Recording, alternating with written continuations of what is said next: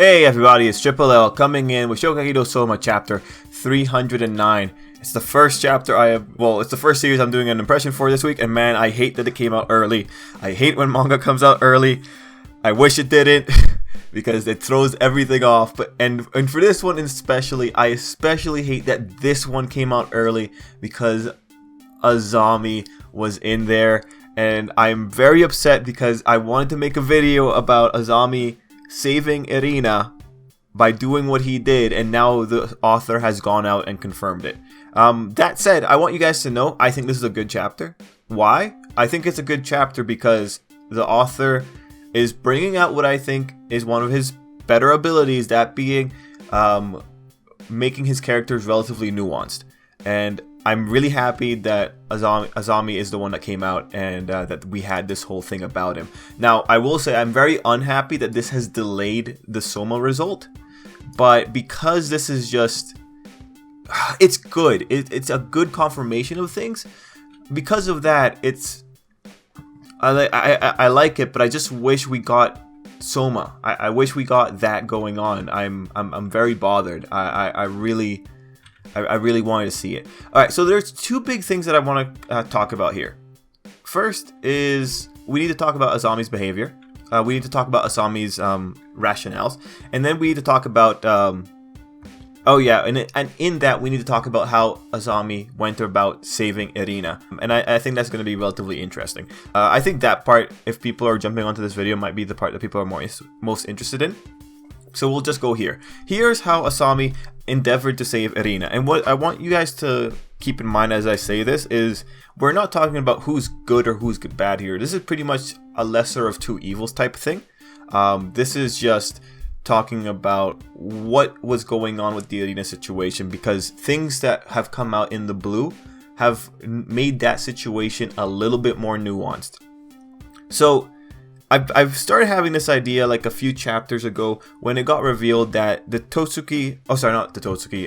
Erina's family, the Nakiri, every couple of generations or every 100 years or something, they had a long time frame. There is a person who's born with the God tongue, and what the chapter said was that the Nakiri family lived in fear, or like they felt bad for the person who got born with the God tongue, and they would wish that it wasn't in their generation that the God tongue would be born, because it was something roughly that they knew that the God tongue would just suffer a lot.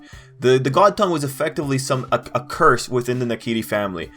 When they said that changed the whole thing on what the God tongue was, and why Azami would kind of act on it, because now it was a situation where Erina's treatment may not have been the worst treatment in the Nakiris if it's to the point that generations are wishing that Erina, or that the God tongue itself, didn't exist.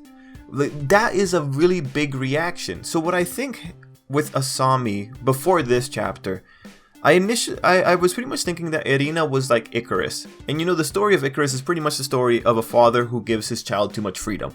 And because of that freedom, the child dies. Icarus has wings, he flies too close to the sun, the glue on the wings melt, and he falls down to earth and he kills himself. That's the general gist of Icarus. In this scenario, Erina is Icarus, and the God tongue are the wings that let her fly too close to the sun. That narrative of the God tongue being a point of disaster has been enforced throughout the blue. So when I see that, what I'm thinking is, with Azami, what he did, he was giving Erina order. He gave her regiments. He made her have a clear-cut reaction to bad dishes to get rid of them. He's effectively putting Erina in a cage. It doesn't matter how strong Erina's wings are. If she's in a cage, she can never fly too close to the sun. So with Azami, what you ended up having was you had this character who, from a place of preserving his family and preserving the mental health of chefs, he decided, well, it's better that this girl live her life in a cage than risk her going too close to the sun. So she had limited freedom, but that limited freedom didn't let her experience the depths of depravity that the God tongue could lead her to. And we know that is something that the author is wanting, because we've seen it in the Blue Arc in general. We got notes that Erina is acting even colder than she was before, even colder than when she was around Azami. We know that the God Tongue is pushing her to throw away things, and it's not Azami's teaching anymore. That teaching kept her grounded in a certain philosophy. And so without the philosophy, now the God Tongue could run rampant. Without the philosophy, the cage is effectively not there, so Erina can start flying all around. So here you have that case of, is it better to limit someone's freedom and then, prevent them from going to or evolving to the state that Mana is in, where she can't have food? Or is it better to just let them go into their own little pit of disaster? As we see, Erina already fell into that pit of disaster such that she thinks her kidnapper can save her. So I like this.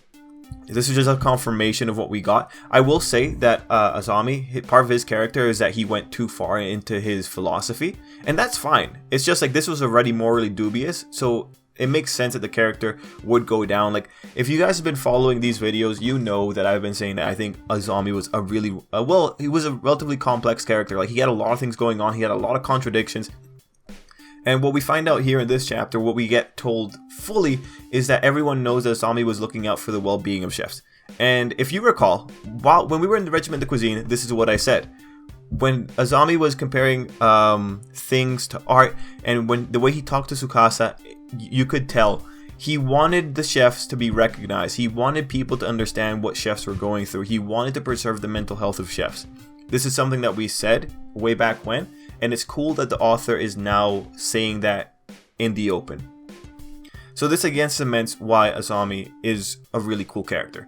Now, people are saying that we're getting characterization for Azami now. I think we're getting, like, that background. We're getting the whys, but you could have observed this behavior. The idea that Azami was doing things for the mental well-being of chefs in general, you could have taken that out from the previous chapters. But this is why this chapter is really good, because it's a confirmation of those analyses.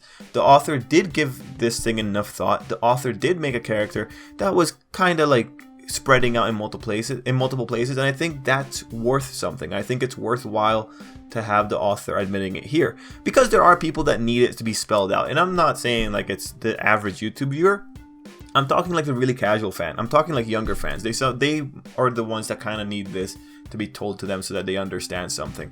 I've realized doing YouTube, like, a lot of readers are they're okay thinking in the way that the author wants them to think. I think a good majority of them, if the narrative tells them to, they will think in a particular way. So I think this is a really good thing for the character. I'm just upset because I wanted to get a video out before this came up. But here we are. Now, other things in the chapter, well, it's pretty much those two things. It's Azami and how he effectively saves Erina, and then I'm losing my train of thought. Azami, how he saves Erina. Oh yeah, and Asami's justifications. Within that, we also get Asami's story with Mana. And I just want to let you guys know, I just finished reading the chapters. There are some details I may have missed in all of this. But I did find that story kind of adorable, and it was interesting. It's good to see that there was a factor of love within Asami's story with Mana. And it's cool to see that Mana's leaving them really affected Azami. This legitimizes a lot of things. Now, the big thing to leave this with is, you don't have to forgive Azami for the things he's done. Like, he came to a conclusion and he executed upon it in a kind of terrible way. Like, that's still on him. But it is important to see where these small distinctions lie, in that Azami was, I think objectively, you can say Azami delayed Erina's fall into Mana's life.